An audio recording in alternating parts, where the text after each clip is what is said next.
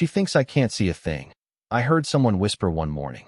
What they didn't know was that the person they were talking about wasn't the one who would be surprised in the end. My name is Emily Carter, and for nearly a year, I worked as a housemaid in one of the largest estates in Fairfield County, Connecticut.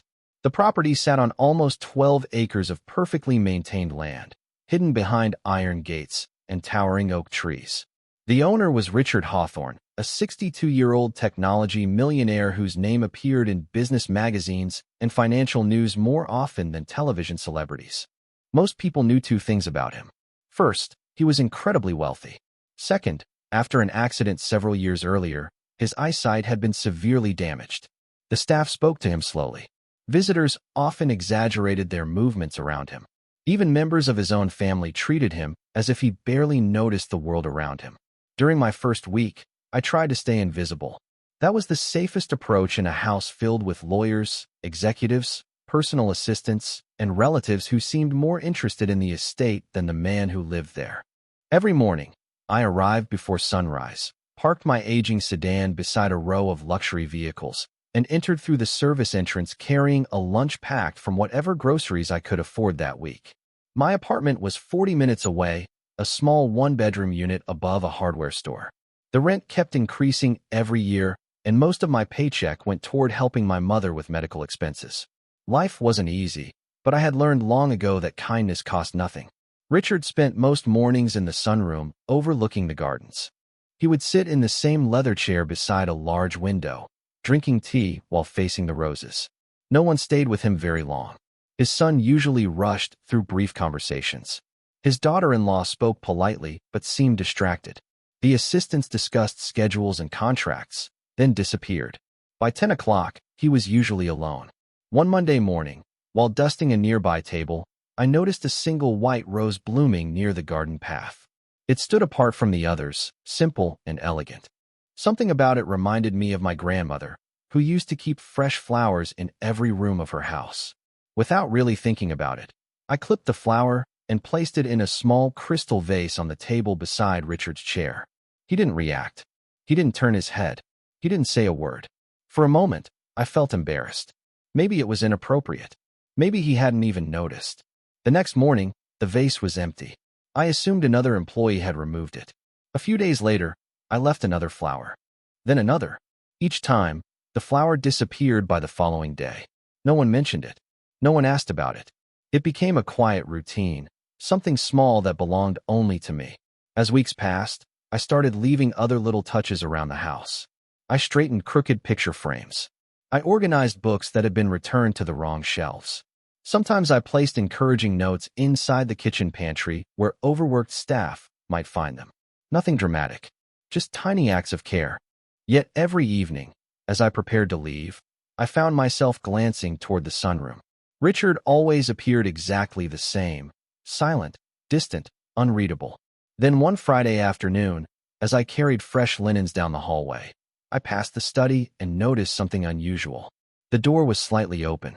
Inside, on a polished wooden desk, sat a white rose preserved between the pages of a leather notebook. The same kind of rose I had been leaving beside his chair. I froze. My heart skipped, because suddenly I realized something that made no sense at all. Someone had been keeping every flower. For the rest of that afternoon, I could not stop thinking about the notebook. I told myself there had to be a simple explanation. Perhaps another employee had picked up the flowers. Perhaps Richard collected plants. Perhaps I was letting my imagination run wild because life in that enormous house often felt like living inside a mystery. Still, the image stayed with me all weekend. A pressed white rose carefully preserved between the pages of a leather notebook was not something a person did by accident. When Monday arrived, I found myself paying closer attention to everything around me. The estate followed its usual rhythm. Gardeners trimmed hedges. Delivery trucks arrived through the service gate. Assistants hurried through hallways carrying folders and tablets. Yet the more I watched, the more I noticed how little genuine attention anyone paid to Richard himself. People spoke about him constantly, but rarely to him. During lunch one afternoon, I carried a tray into the sunroom. Richard sat facing the gardens as usual. The autumn sunlight spilled across the floor, turning the room golden. I placed a fresh cup of tea beside him. "Your Earl Grey, sir," I said softly. "Thank you," Emily, he replied. I nearly dropped the tray. In 11 months, I had never introduced myself to him directly. Most of the staff wore name badges, but mine was tucked beneath my apron and impossible to read from where he sat. For a moment, I wondered if someone had told him. Yet something in his expression made me hesitate. He looked calm, almost amused, as though he knew exactly what question was forming in my mind. Before I could say anything, he lifted the teacup and turned his attention back toward the window. That evening, another strange thing happened. While polishing furniture in the East Wing, I passed two members of Richard's family standing near the library. They did not notice me. His son, Daniel, sounded irritated. The board meeting is in 3 weeks, he said. Everything needs to be finalized before then. His wife, Vanessa, lowered her voice. Do not worry. He barely pays attention anymore. Half the time, he does not even know who is in the room. Daniel laughed quietly. Exactly. That makes things easier. Their conversation stopped when they noticed me approaching. Both smiled politely before walking away. Something about the exchange left a knot in my stomach. It was not what they said. It was the way they said it. The confidence. The certainty. As if they were discussing a business problem instead of a father. The next morning, I arrived earlier than usual. The estate was still quiet. Fog drifted across the lawn outside the kitchen windows. As I prepared coffee for the staff, I noticed a folded piece of paper resting beside the flower vase in the sunroom. My heart raced. No one else was nearby. Slowly, I walked closer. Written in neat handwriting were just 4 words. Thank you for remembering. I stared at the note for several seconds. There was no signature, no explanation. Yet somehow I knew exactly who had written it. My eyes moved toward the garden outside. Richard was already seated on the terrace wrapped in a dark wool coat. He appeared completely unaware of me. The note trembled slightly in my hands. For months, I had believed my small gestures disappeared unnoticed into the background of a busy household. Now I was beginning to understand that someone had been noticing every single one of them. What I still did not understand was why he seemed determined to keep that secret. After finding the note, I tried to convince myself not to read too much into it. A simple thank you did not explain the notebook, the preserved flowers, or the strange feeling that Richard understood far more than anyone believed. Still, something had changed. The silence between us no longer felt empty. It felt intentional. Over the next 2 weeks, I began noticing details that I had somehow overlooked before. Richard rarely asked questions, yet he always seemed to know exactly what was happening around him. One morning, a new assistant arrived from New York. She had been working in the house for less than an hour when Richard greeted her by name. Another afternoon, a gardener replaced several flower beds near the west patio. Before anyone mentioned it, Richard commented that the yellow roses had been moved farther from the fountain. The gardener looked genuinely startled. Small moments like that kept piling up. None of them proved anything by themselves, but together they formed a picture that did not match the version of Richard everyone else seemed to believe.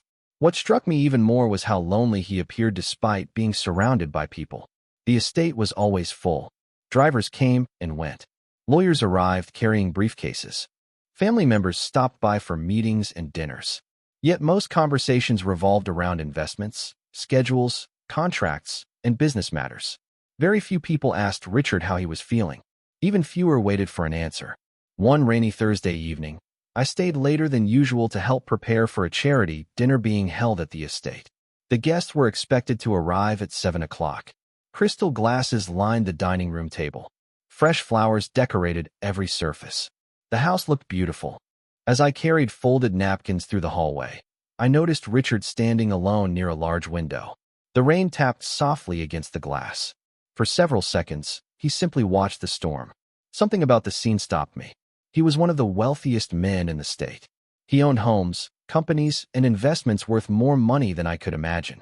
Yet in that moment, he looked less like a powerful businessman and more like someone quietly waiting for a conversation that never came. Before I could stop myself, I walked over. The rain should clear by morning, I said. Richard smiled faintly. That is what they predicted. His voice carried a warmth I rarely heard during formal meetings. My mother used to love rainy evenings, I added. She always said they made the house feel peaceful. Richard remained silent for a moment. Then he nodded. My wife used to say the same thing. It was the first personal thing I had ever heard him share. Not about business. Not about investments. About someone he missed. We stood there quietly for another few seconds before I returned to work. The conversation lasted less than a minute, yet I thought about it for days afterward. Meanwhile, another pattern was becoming impossible to ignore. Daniel and Vanessa seemed to be visiting more frequently. They spent long hours behind closed doors with attorneys and financial advisors. Whenever Richard entered a room, their conversation stopped. Once, I watched Vanessa quickly slide a folder beneath a stack of papers the moment she noticed him approaching. Daniel laughed it off, but the tension was obvious. One afternoon, while delivering coffee to a conference room, I overheard a fragment of conversation through a partially closed door. "Once everything is approved, there will not be any complications," Vanessa said quietly. "He will not challenge it," Daniel answered with complete confidence. "He never sees half of what is happening anyway." Their words sent a chill through me. Not because they sounded angry. Quite the opposite. They sounded certain. Far too certain. And for the first time, I found myself wondering whether Richard's silence was hiding something much bigger than anyone realized. The following week brought an unusual tension to the estate. Nothing obvious had changed. The staff still followed their routines. The gardeners still maintained the grounds. Luxury vehicles still arrived at the front entrance every day. Yet beneath the polished surface, something felt different.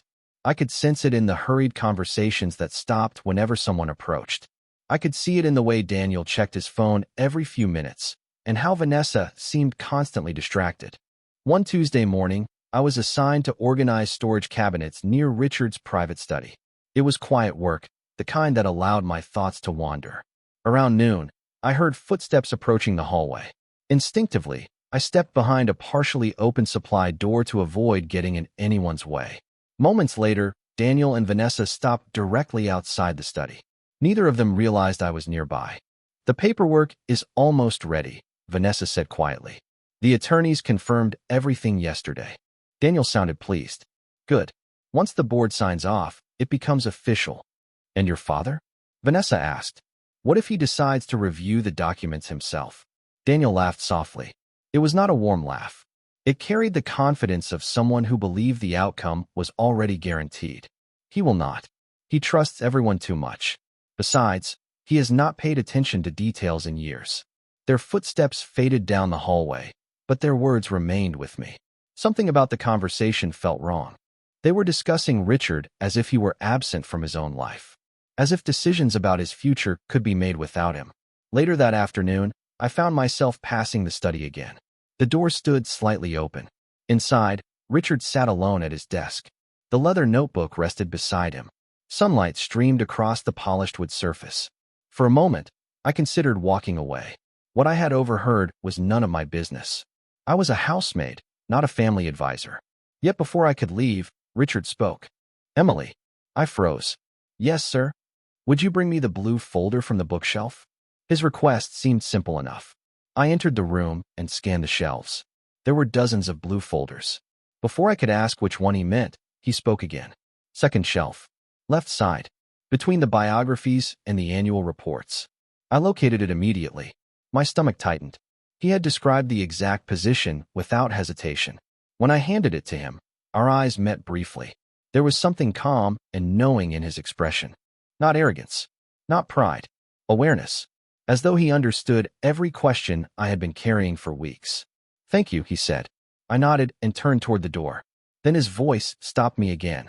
People often reveal more than they intend when they believe nobody is paying attention. I looked back. Richard had already opened the folder. His tone remained casual, almost conversational. Yet the words landed heavily. For a few seconds, neither of us spoke. Then he added, "Silence makes some people careless." That evening, I could not stop thinking about what he had said. The notebook, the flowers, the thank you note, the precise directions to the folder, the strange confidence in his voice. Piece by piece, a realization was beginning to form. Richard was not confused. He was not unaware. If anything, he might be the most observant person in the entire house. And if that was true, then Daniel and Vanessa were making a very dangerous mistake. Because while they were busy planning behind closed doors, they seemed completely convinced that Richard could not see what was happening around him. I was beginning to suspect the exact opposite. The estate grew quieter as the board meeting approached, but the silence felt unnatural, like the stillness before a storm. Every day, More attorneys arrived. More documents were delivered. More private conversations took place behind closed doors. The staff noticed it too, although nobody openly discussed it. We simply carried on with our work and pretended not to see the tension building around us. One Wednesday afternoon, I was arranging fresh flowers in the main hallway when Vanessa entered with two men in expensive suits. They walked directly into the conference room and closed the door. An hour later, I returned to collect empty coffee cups. The meeting had ended, but one folder remained on the table. I did not touch it. I had no intention of reading something that was not meant for me. Yet before I could leave, a single page had slipped partially out of the folder. One phrase caught my eye: temporary transfer of executive authority. My stomach tightened immediately. I looked away and left the room without reading another word. That evening, I found Richard in the library. He was seated near the fireplace with a book resting on his lap. The flames cast a warm glow across the room. For several moments, I simply stood there holding a tray with his evening tea. I wanted to say something. I wanted to ask if he knew what was happening, but I was afraid of overstepping, afraid of sounding foolish, afraid of involving myself in matters far above my position. As I placed the tray beside him, Richard spoke without looking up. "You seem troubled tonight, Emily." I hesitated. "I am not sure it is my place to be troubled, sir." A faint smile appeared on his face. "That is an interesting answer." He closed the book and rested his hands on it. "Sometimes the people who notice the most are the ones everyone overlooks." His words lingered in the air. Once again, it felt as though he knew exactly what I had been thinking. Before I could respond, footsteps echoed through the hallway. Daniel entered the library carrying several documents. He appeared surprised to find me there. "Father, we need your signature on a few items before next week." Richard nodded calmly. "Leave them on the desk." Daniel placed the papers down and quickly left. The moment the door closed, Richard turned his head slightly toward me. "Did he explain what they were?" "No, sir," I answered honestly. "Interesting," he said softly. "Nothing more. No frustration. No concern. Just that single word." Over the following days, the atmosphere became even stranger. Daniel and Vanessa seemed unusually confident. They smiled more often. They whispered together constantly. Twice, I saw them speaking with board members near the front entrance. One afternoon, Vanessa even referred to future company decisions as though they had already been approved. The certainty in her voice unsettled me. Then, late Friday evening, something happened that changed everything. I was finishing my shift when I passed the study and noticed the door was slightly open. Inside, Richard sat alone at his desk. The leather notebook lay open before him. Curiosity got the better of me. From where I stood, I could see pages filled with neat handwriting. Dates, names, observations, detailed notes stretching back months. As Richard turned a page, I caught sight of my own name. Emily Carter. Beneath it were dozens of entries. The white rose, the tea, the notes left in the pantry. Small moments I had long forgotten. My breath caught in my throat. Richard had recorded everything. Not because he was keeping track of tasks. Not because he was monitoring employees. He had been paying attention. Far more attention than anyone realized. And as I quietly stepped away from the doorway, one truth became impossible to ignore. Whatever Daniel and Vanessa believed they were hiding, they were not hiding it from Richard Hawthorne. The board meeting was only 4 days away when the situation took an unexpected turn.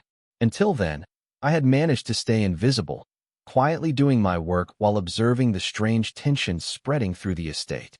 That changed on a Monday morning. I arrived just before 6 o'clock and immediately sensed something was wrong. Several staff members were gathered near the kitchen speaking in hushed voices. The moment I entered, the conversation stopped. A few people looked away. Others suddenly found reasons to leave the room. My stomach tightened. Within minutes, the head of household operations asked me to come to her office. She looked uncomfortable as I sat down across from her desk. "Emily, there has been a complaint," she said carefully. "A complaint?" I asked. "Someone reported that confidential documents may have been accessed without authorization." For a moment, I simply stared at her. "Are you saying someone thinks I looked through private files?" She avoided my eyes. "Your name was mentioned." The words hit me harder than I expected. I had spent nearly a year earning the trust of everyone in the house. I arrived early. I worked hard. I never touched anything that did not belong to me. Yet somehow, just days before the board meeting, suspicion had landed directly on my shoulders. "Who made the accusation?" I asked. I cannot discuss that. I already knew the answer. I left the office feeling as though the ground beneath me had shifted. Throughout the day, I noticed subtle changes. Conversations stopped when I entered rooms. One employee who normally chatted with me during lunch suddenly became distant. Another avoided eye contact altogether. Rumors moved quickly through large households. Facts rarely kept up. By late afternoon, I was cleaning the sunroom when Vanessa entered. She smiled politely, but there was something cold behind her expression. "It is unfortunate when trust gets broken," she said casually while adjusting a vase on a side table. "People spend years building a reputation and lose it in a moment." I said nothing. She waited as though expecting a reaction. When none came, she walked away. My hands trembled slightly as I continued dusting the shelves. For the first time since arriving at the estate, I felt genuinely afraid. Not because I thought I would lose my job, because I suddenly understood what was happening. Someone wanted me discredited. Someone wanted my credibility destroyed before the board meeting. That evening, after most of the staff had left, I carried a tray of tea to the library.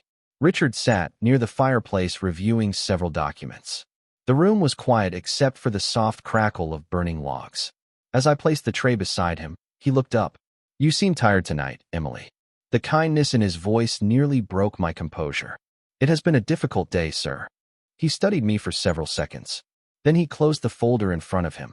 "People often attack the witness before they attack the truth," he said calmly. I froze. My heart pounded. He could not possibly know about the conversation in the office. Yet somehow it felt as though he did. "Sir?" I asked quietly. Richard offered a faint smile. "Do not worry about what others are saying." His confidence seemed almost impossible. Some storms arrive because they are trying to hide what is already visible. For several moments, neither of us spoke. Then he reached for his teacup and added one final sentence.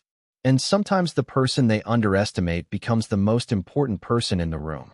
As I left the library that evening, I could not shake the feeling that events were moving towards something much larger than a simple board meeting. Someone was trying very hard to push me aside. The question was why. And deep down, I suspected the answer was waiting only a few days away. The morning of the board meeting arrived gray and cold. A light mist covered the estate grounds, softening the outlines of the trees beyond the main house. Normally, mornings brought a sense of routine. That day felt entirely different. Every hallway seemed quieter. Every conversation seemed more cautious. The staff moved through their duties with unusual restraint, as though everyone sensed they were standing near the edge of something important. By 8 o'clock, luxury vehicles began arriving one after another. Board members, attorneys, financial advisors, and senior executives entered through the front doors carrying briefcases and folders. The conference room on the east side of the estate had been prepared the night before. Fresh coffee waited on a side table. Water glasses sat neatly arranged at every seat. Everything appeared professional and orderly. Yet beneath the polished surface, tension lingered. I spent the morning assisting with refreshments and keeping out of the way. Several times I noticed Daniel moving confidently through the house, greeting board members with easy smiles. Vanessa seemed equally relaxed. Whatever plan they had been working toward for weeks, they clearly believed success was only hours away. Around 10 o'clock, I was carrying a tray through the hallway outside the conference room when the door opened unexpectedly. One of the attorneys stepped out and glanced in my direction. "Emily?" he asked. I stopped. "Yes. Please remain available this afternoon. You may be needed." Before I could ask why, he disappeared back into the meeting. My confusion only grew. Why would anyone need a housemaid during a corporate board meeting? The hours passed slowly. Shortly after noon, the main session began. Voices drifted occasionally through the closed doors, but the details remained impossible to hear. I tried focusing on my work, yet my thoughts kept returning to Richard. Throughout the entire morning, he had appeared remarkably calm. While everyone else seemed anxious or excited, he moved with the quiet confidence of someone who already knew how the day would end. At approximately 2 o'clock, another staff member approached me near the kitchen. "They are asking for you upstairs," she said. My heart immediately began racing. Who is? The board. For a moment, I wondered if I had heard her incorrectly. Then I followed her through the hallway and toward the conference room.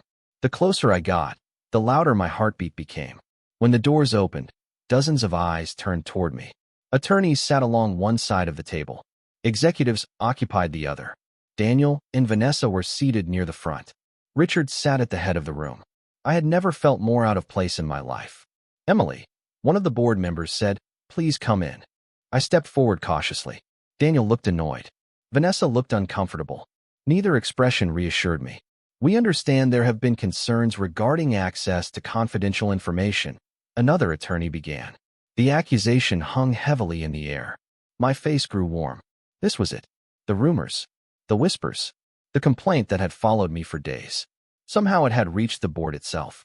Before I could respond, Daniel spoke. "This is exactly why we need stronger oversight moving forward." His tone carried certainty. Confidence. The confidence of someone expecting agreement. Several people nodded politely. Then something unexpected happened. Richard slowly closed the folder in front of him and folded his hands. The room fell silent almost instantly. Every conversation stopped. Every movement ceased. For the first time all day, Richard spoke. His voice was calm, steady, and impossible to ignore. "Before we continue," he said, "there are several facts that need to be clarified." The silence deepened. Daniel shifted uneasily in his chair. Vanessa looked toward the attorneys. Richard remained perfectly composed. Then he reached toward the leather notebook resting beside him. The same notebook I had seen for months. The same notebook filled with observations. The same notebook containing every detail everyone else believed he had missed. And in that moment, I realized the meeting was no longer unfolding according to Daniel and Vanessa's plan. For several long seconds, nobody spoke. The conference room remained completely silent as Richard opened the leather notebook and placed it carefully on the table in front of him. The confidence that had filled Daniel's face only moments earlier began to fade. Vanessa sat perfectly still, her hands clasped tightly together. Richard looked neither angry nor upset. If anything, he seemed calm. Calm in a way that suggested he had been waiting for this moment for a very long time. "Over the past 18 months, he began, "many people have assumed that because my eyesight changed, my awareness changed as well." His voice carried easily across the room. Every person present listened. That assumption has been useful. Several board members exchanged confused glances. Richard turned a page in the notebook. "People reveal remarkable things when they believe nobody is paying attention." He then began reading dates. Specific dates. Meetings. Conversations. Names of visitors. References to discussions that had taken place throughout the estate. The level of detail was astonishing.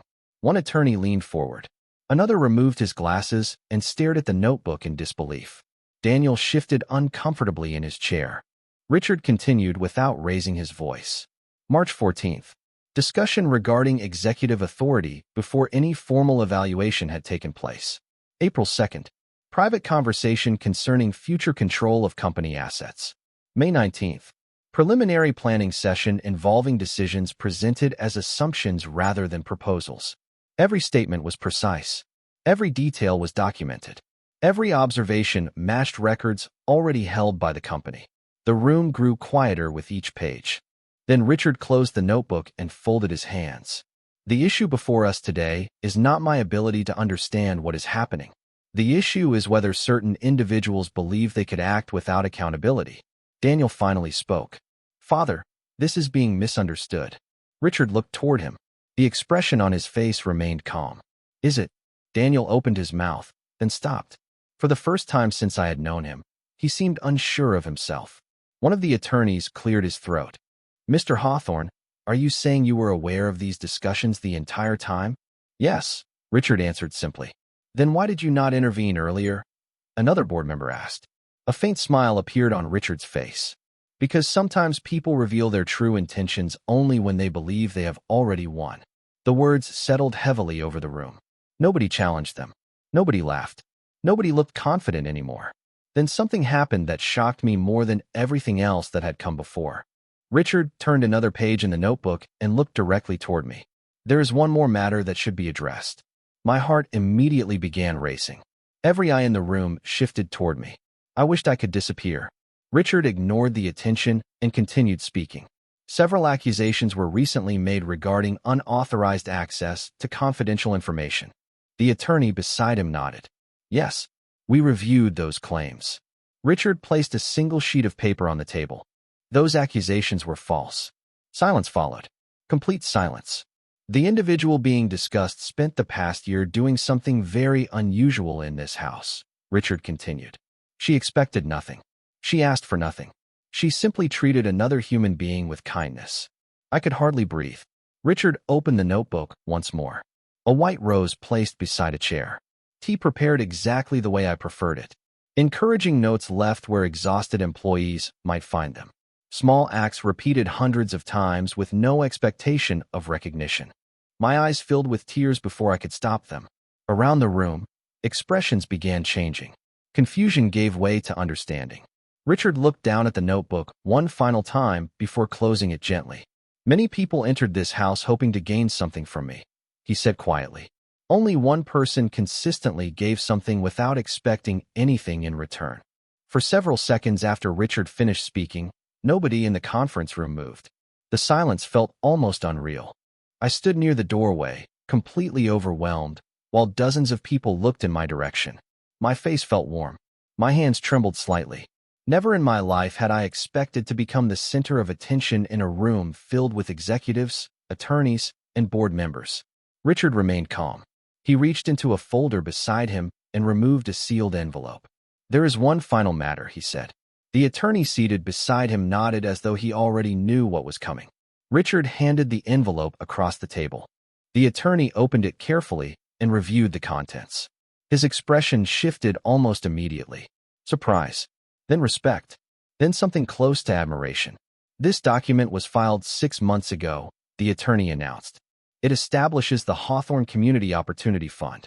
Several board members exchanged confused looks. Richard folded his hands.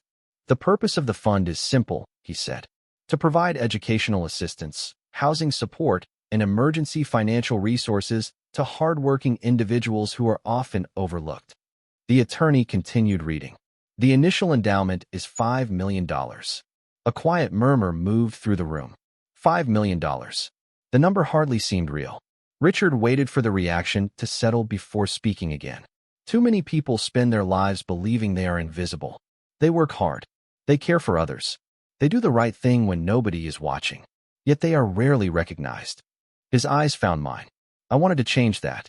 I could barely breathe. The attorney turned another page. Mr. Hawthorne has also appointed the founding director of the fund. He paused briefly before reading the name. Emily Carter. For a moment, I honestly thought I had misheard him. The room blurred around me. Several people turned toward me in complete disbelief. Even the attorneys appeared surprised. There must be some mistake, I whispered. Richard smiled. There is no mistake. My eyes filled with tears. Sir, I am not qualified for something like that.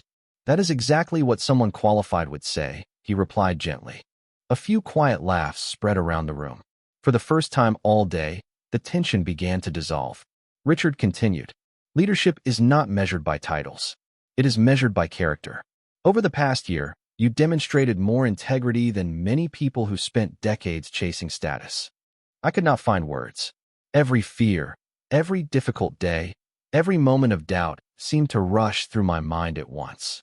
The small apartment above the hardware store, the medical bills, the long drives before sunrise, the quiet acts of kindness that I never imagined anyone noticed.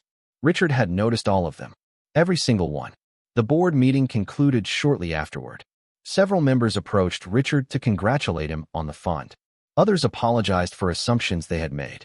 Daniel and Vanessa remained unusually quiet. Nobody argued. Nobody challenged the decision. The facts had spoken for themselves.